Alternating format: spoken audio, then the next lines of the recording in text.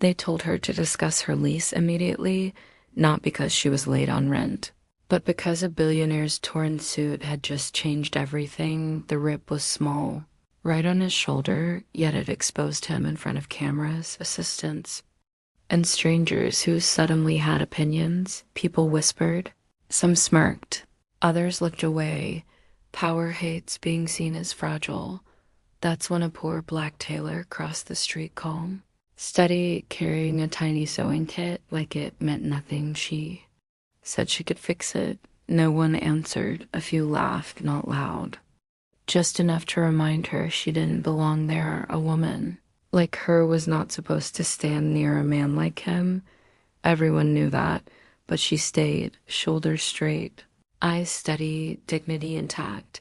Her name was Naomi Carter, and dignity had been her only shield her entire life. Her shop sat squeezed between two loud stores that never noticed her.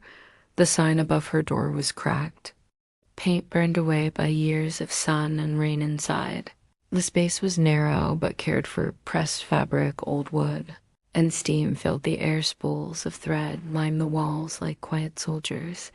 The sewing machine by the window hummed like a trusted friend. Naomi's hands told her story better than words ever could.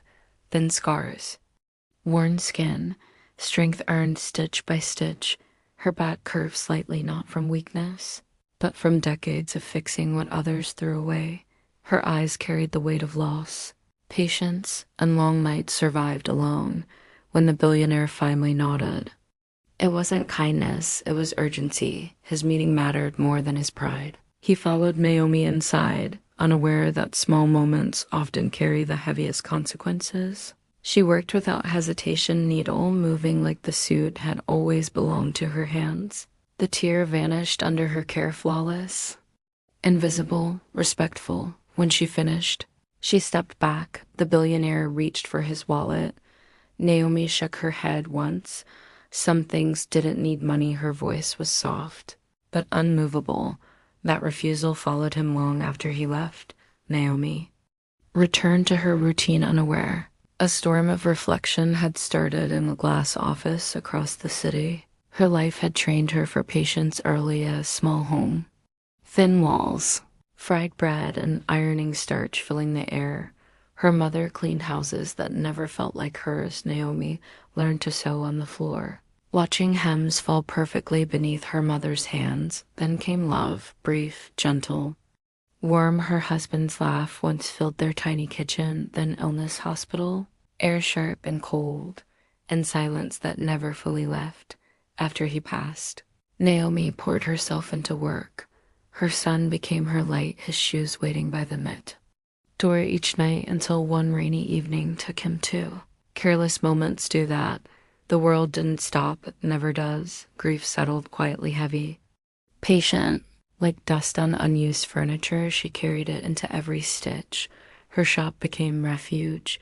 People came with torn clothes and heavier hearts. Naomi listened without prying.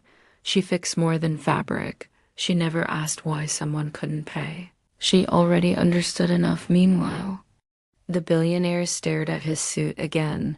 No seam, no trace, only perfection. It unsettled him. He had paid fortunes for less care, met powerful people who demanded respect loudly. Naomi had asked for none. He asked about her first. His assistant, then his lawyers. He learned about the shop, the quiet woman, the years spent unseen. Something pressed against his chest.